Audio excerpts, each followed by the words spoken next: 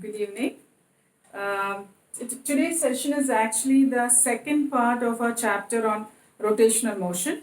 Last week we did the first session where we dealt with the topic on center of mass.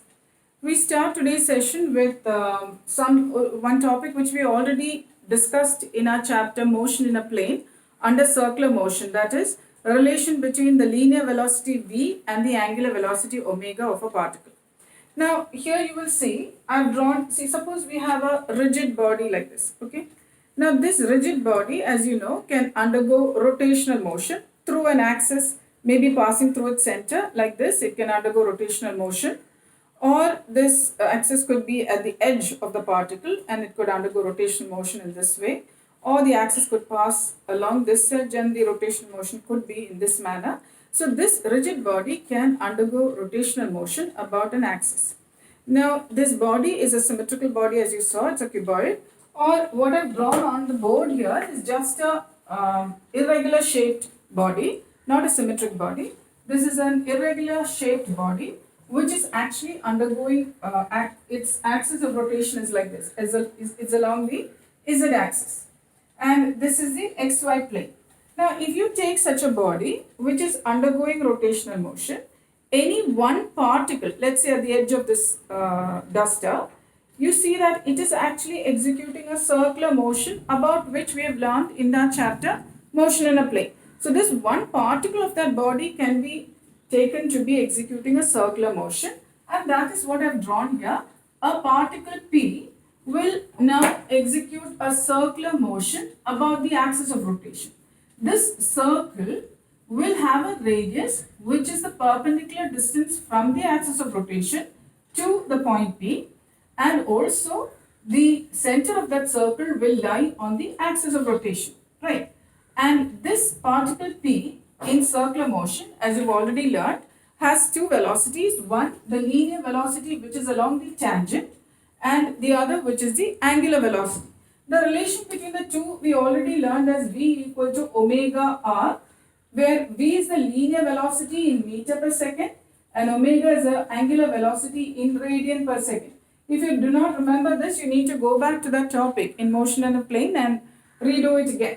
Okay, so here this circular motion I have taken and drawn it here. Okay, so we have this circle, like I told you, this is point P. The circle that the point P will execute will have a center along the axis on the axis of rotation. The radius of the circle will be the distance from the axis of rotation to the particle P, and its angular velocity, its linear velocity is along the tangent. Now let this particle P after a time t be at point P dash so that it has covered an angle delta theta. Angular velocity omega is equal to delta theta by delta t, and if this time interval tends to 0, then we express the angular velocity as d theta by dt, where this is in radian per second. Omega is a vector quantity, and therefore we know that v is equal to omega cross r, because velocity is also a vector. The product of two vectors, when you get a vector quantity as a resultant, you know that it has to be the cross product, where we have discussed dot products and cross product of vector quantities in a previous session. There's a video which I've uploaded for that. Please watch that. So if you have two vectors giving you another vector, then we have the cross product between the two vectors, omega and r. So here is something. So this is what I've done. This is your body. We have taken only one particle. That particle is undergoing a circular motion. If I cut out that circle here, this is how it will look. Okay. So this circle this is a circle whose center is the axis of rotation, on the axis of rotation. From the axis of rotation to that point P, we have this distance r. Linear velocity v will be, as you know, along the tangent, that black arrow that I've shown, along the tangent. And this equation, where we have learned vector product of two vectors, you know the resultant also has a magnitude as well as a direction. Direction of v has to be perpendicular to the plane containing omega and r. So v has to be perpendicular to omega, v also has to be perpendicular to r. So you see, this is v So you will get omega which is perpendicular to V. So omega will be now in this direction, and that is why we have represented omega perpendicular to V. In this two-dimensional figure it may be difficult to make out, but you will see if this is a circle, the velocity V is along the tangent, linear velocity.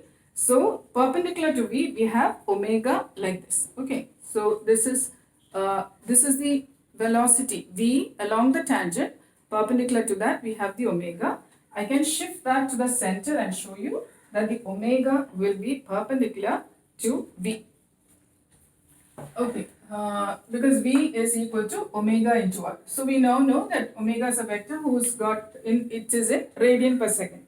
Another quantity that I need to introduce to you, or I think you already know from that chapter, the previous chapter, is angular acceleration.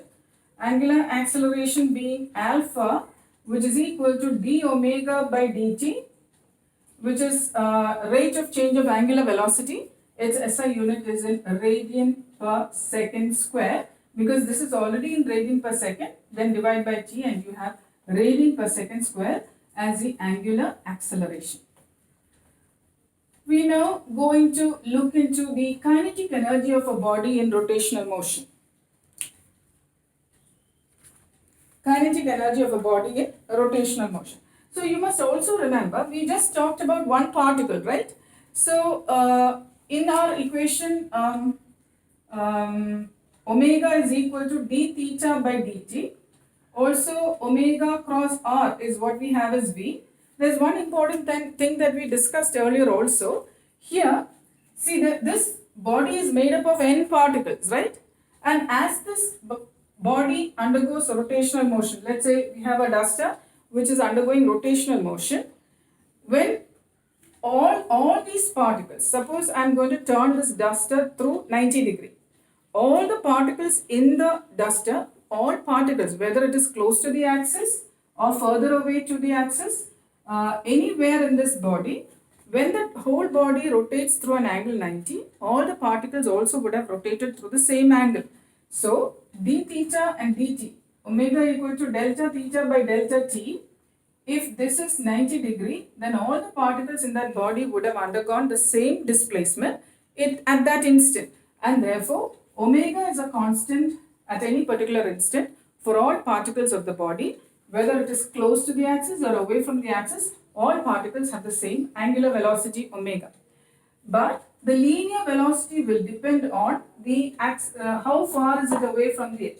Now, if this is the axis of rotation, for a particle that is close to the axis, that is, if this particle P happens to be close to the axis, R is lesser.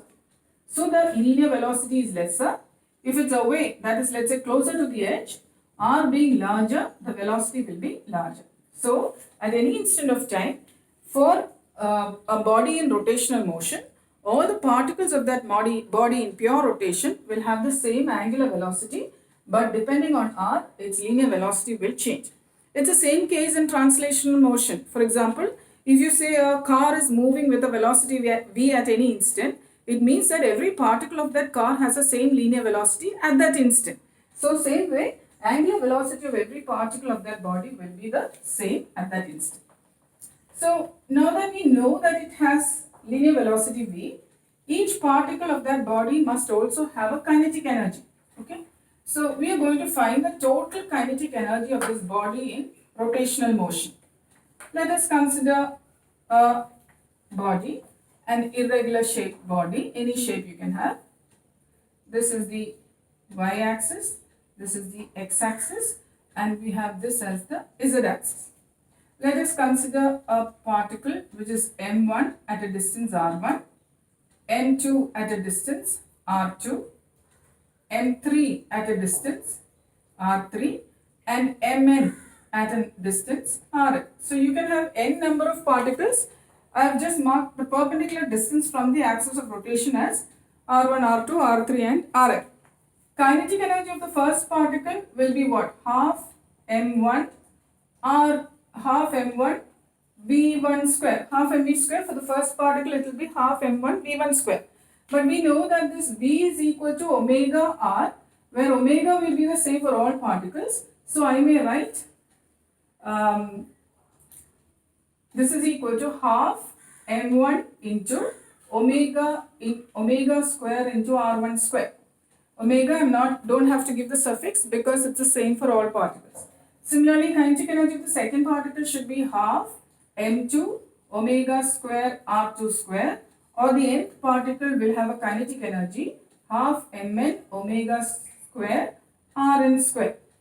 So the total kinetic energy of the whole body will be the sum of the kinetic energies of the individual particles. So I may write half and omega square common for all outside, summation sigma m I r I square, where this I can start from 1 to n, up to n. So sigma I equal to 1 up to n, mi ri square, where I can take values 1 to n. Okay. This quantity is what we now define as moment of inertia. Moment of inertia denoted by I. Or I may write the kinetic energy of the particle in rotational motion is half into I omega square, where I is called the moment of inertia. If you compare this with the expression for kinetic energy in linear motion, translational motion, half mv square, we see that v, which is linear velocity, is replaced by the angular velocity omega, and mass of the body, the rotational analog, is the moment of inertia. So half I omega square, in which I is the moment of inertia, is a rotational analog of mass in translational motion. Okay. Now this topic, moment of inertia, is we will have to discuss further about it in the next session. We will do a detailed discussion of moment of inertia in our next session. Right now we are going to look at the what causes rotational motion.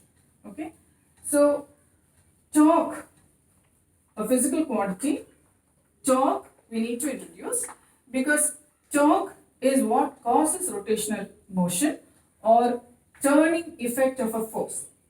Now suppose we have a door like this. Okay, this is my door with the handle here. This is the handle here. This is the hinge of the door, provided with hinges. So you can open or close the door. Now, as I open the door or close the door, we are producing a turning effect about this axis. The turning effect depends not only on how much force you apply. Of course, if you apply more force, the turning effect is more, agreed. But it also depends on how and where I apply it. Meaning, suppose I apply the force at the hinge. You will not be, if I pull at the hinge, you cannot open the door. There cannot be any turning effect. But if I apply the force at the outer edge, you can produce maximum turning effect, which means the perpendicular distance from the axis of rotation determines the turning effect of that force. That is why the handles of a door are provided at the outer edge and not on the inner edge, because the turning effect produced by the force you apply depends on the perpendicular distance of where you apply the force from the axis of rotation. Also, you will see, if you apply a force, let's say pull the door to the right or push the door to the left like this, you are not able to produce any kind of rotational motion. You can't turn, you have no turning effect. If you pull or push, it will stay there, meaning because it is attached to the hinge. So maximum turning effect is when you apply your force perpendicular. So if you hold the handle and pull it perpendicular, then you can produce maximum turning effect. So you see where you apply it and how you apply the force determines the turning effect, and this turning effect of a force above an axis is what you call as torque. Torque denoted by tau. Tau, okay. So let's discuss that in detail. We have, let's take this as the x-axis, this as the y-axis, this as the z-axis. Okay, let's draw it higher. This is the y, this is however you like it. Okay, now I have a particle here. at point P. So this is the position vector from the origin. This is the position vector of that particle P. And I am going to apply a force in this direction. Now if I extend this R here, this is R. Let's say I have applied the force at an angle theta. Now if I resolve this force into two components, I'll have the perpendicular component. Does it look perpendicular? I have the perpendicular component, which will be the F sine theta, perpendicular to R I mean, and this is the adjacent to theta. This will be the F cos theta term. Now, from our previous discussion, we know that if I apply this component of force F cos theta cannot produce any turning effect, right? If it's in the direction of R, you can't produce any turning effect. But F sine theta produces the maximum turning effect because this component of force is perpendicular to R. So, I can redraw this here, the tail of the two vectors. Here also I can draw, this is that F sine theta, okay. So, we define torque as R into F sine theta, the magnitude, because greater the R, greater is the torque, greater the force, greater will be the torque. Sine 90 being maximum, if R and F, the angle between R and F is this theta angle. So, if theta is 90, that is if R and F are perpendicular to each other, then also we have maximum torque. You know this sine theta means it is the cross product. So, we now have tau equal to R cross F, where because it is the cross product, we have the cross product of R and F giving you a vector, which is what you call as torque. So, I hope you remember A cross B is equal to AB sine theta, and this resultant vector C also has a direction as well as a magnitude. So, magnitude is given by AB sine theta. The direction of C will be perpendicular to A and B, plane containing A and B, given by the right hand screw rule. Okay. So, we see torque is equal to R cross F.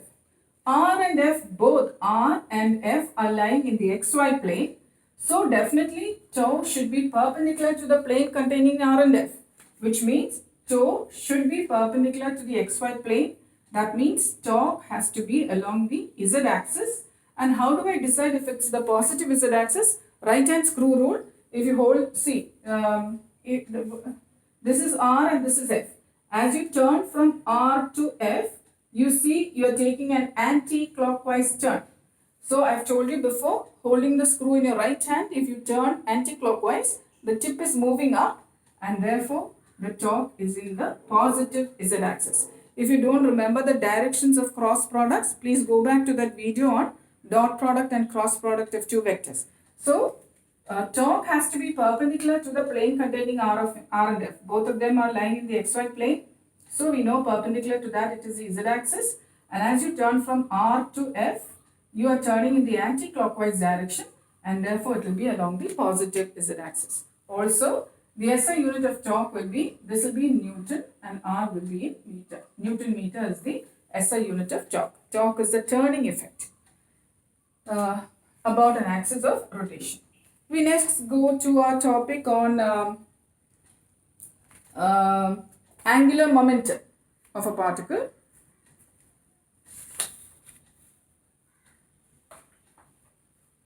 Angular momentum analogous to the linear momentum of a particle in linear motion.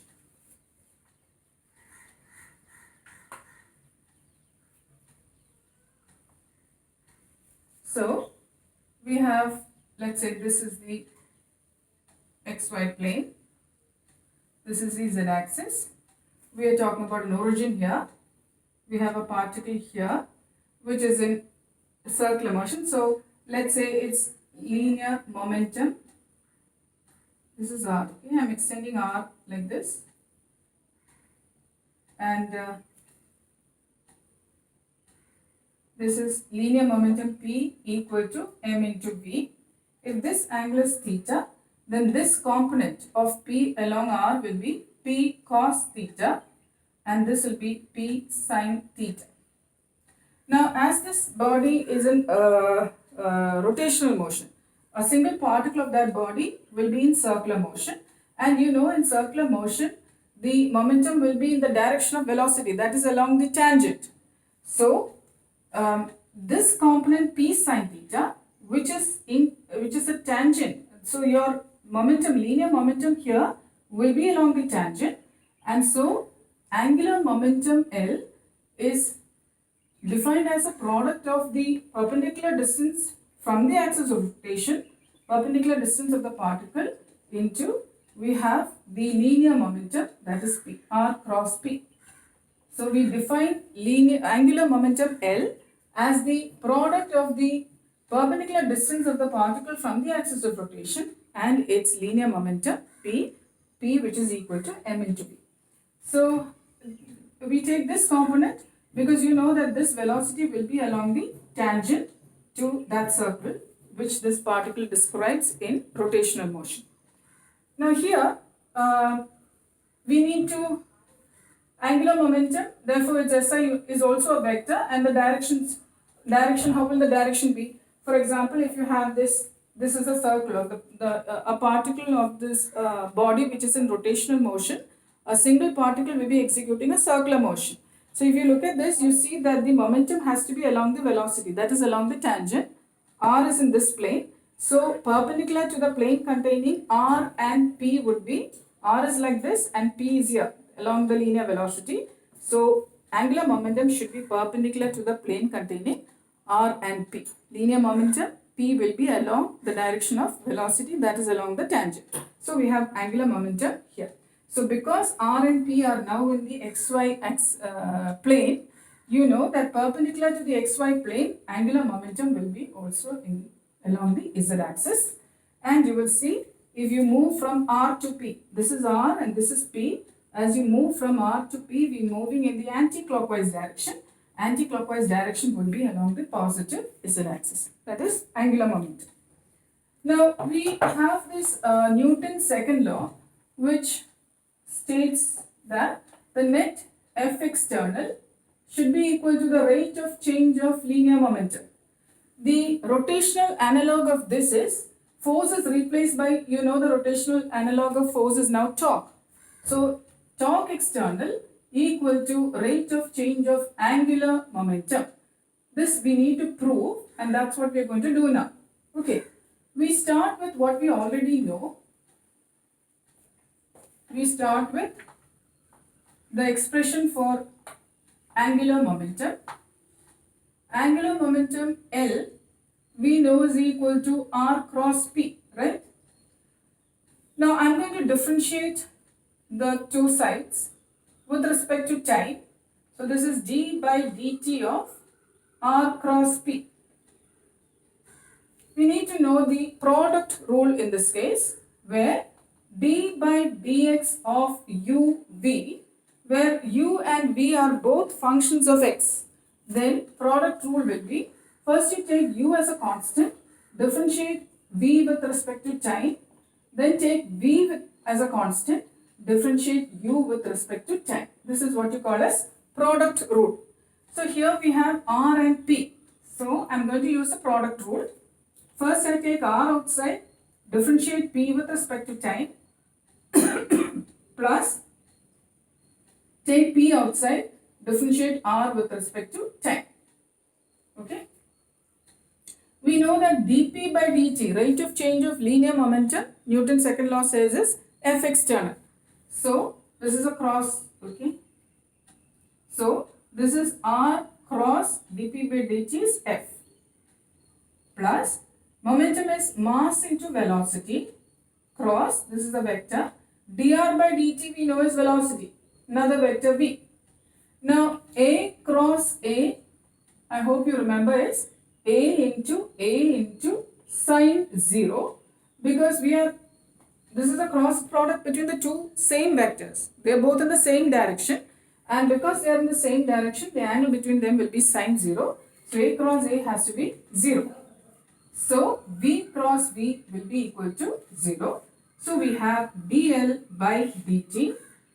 R cross F we just now discussed is the toe, which is the external torque acting on it, because dP by dt, here this is the external force acting on it. So we have dl by dt equal to tau external, which is analogous to Newton's second law, where we say F external is equal to dp by dt, where F external has been replaced with torque in rotational motion and linear momentum P has been replaced with angular momentum L in rotational motion. Okay. Now this angular momentum of a body in rotational motion, a body with n particles. Let's say we have a body with n particles.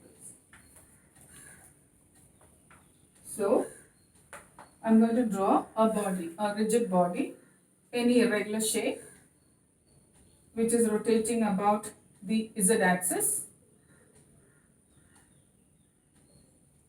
Let's take one particle m1 at a distance r1, m2 at a distance r2, m3 at a distance r3, and mn at a distance r. Okay, different particles. N particles, I've only marked 1, 2, 3 and nth one. So the linear angular momentum of the first one will be, r cross p, that is r p sine theta. This is 1 and this is 1 for the first particle. So this will be r1 m1 v1 sine 90, because the velocity, if this is the circle, we know the velocity is along the tangent, and tangent and this r, perpendicular distance, will be perpendicular to each other. So this r and v, the angle between r and v, will, m is a scalar quantity. The two vectors r and v, r is the radius, v is along the tangent. So r and v make an angle 90. So that's why I've written sine 90, which is, and v we know equal to omega r, where I told you for all particles at that instant omega will be the same. So I may write this as r1 m1 omega r1, or this as m1 omega r1 square. Like that, the angular momentum of the second one will be m2 omega r2 square, ln will be mn omega rn square. Take the total angular momentum of that whole body as L1 plus L2 plus Ln. The individual angular momentum I'm adding. So I may take, the common thing is omega outside, adding up mi ri square, starting I equal to 1 up to n. This quantity is what we just defined as the moment of inertia, right? So I may rewrite this as L is equal to moment of inertia I into omega, which is analogous to, this is just the magnitude I'm writing, which is analogous to, this is momentum P equal to mass into velocity. Remember I told you this is linear velocity replaced by angular velocity, mass replaced by moment of inertia in rotational motion, and P is a linear momentum replaced by the angular momentum L. Now here, if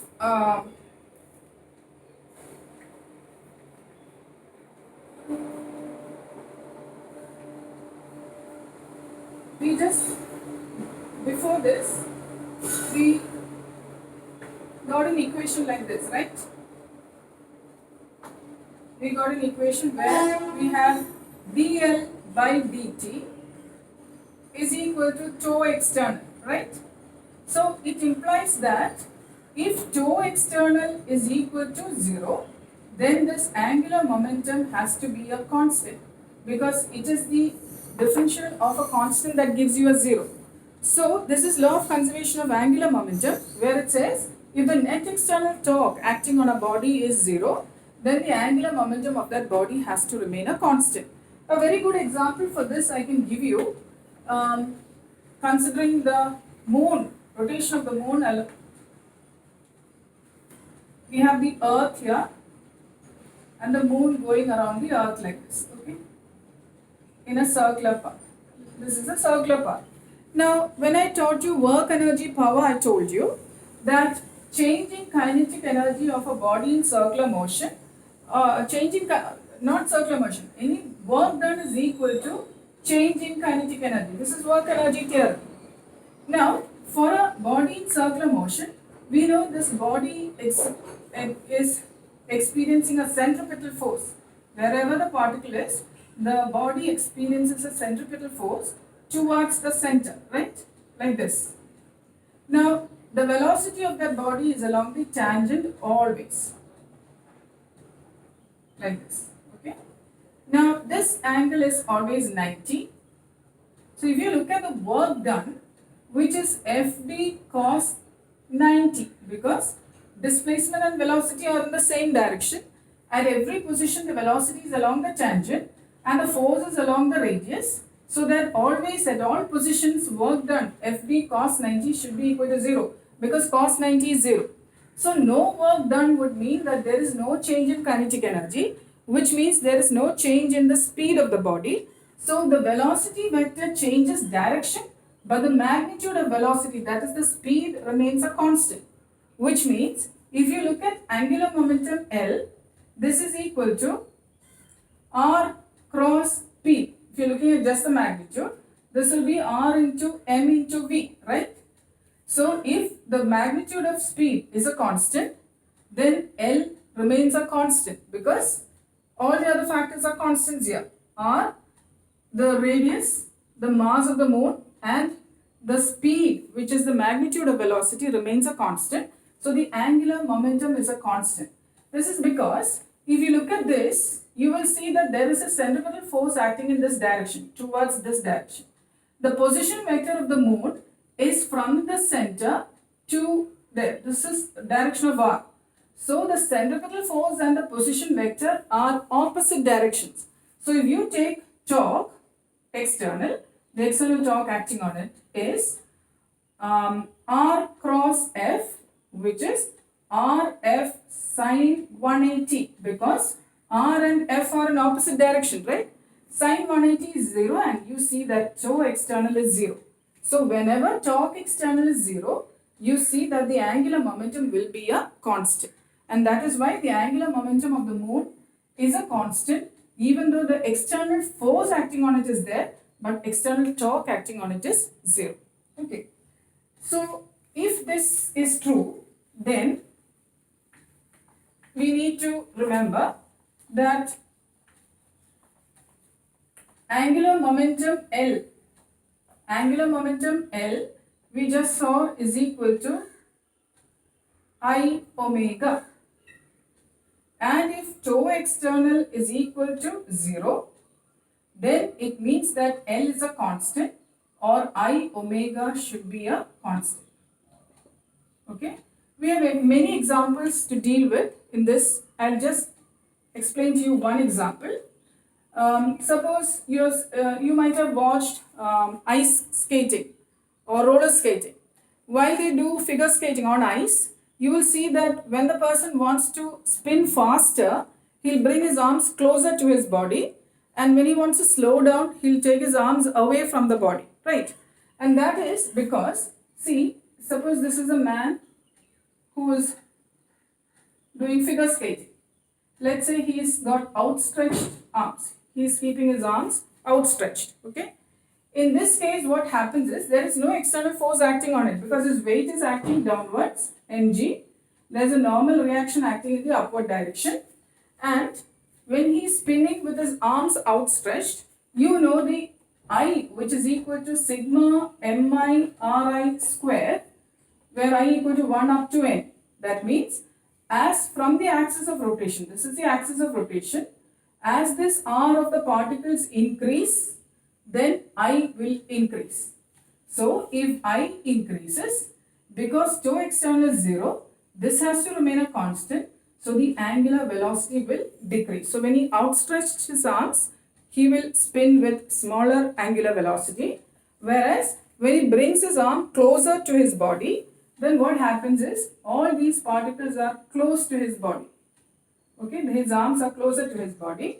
So then what happens is R decreases, because of which the moment of inertia will decrease, and when the moment of inertia decreases, you see that the angular velocity will increase. That means he will spin faster.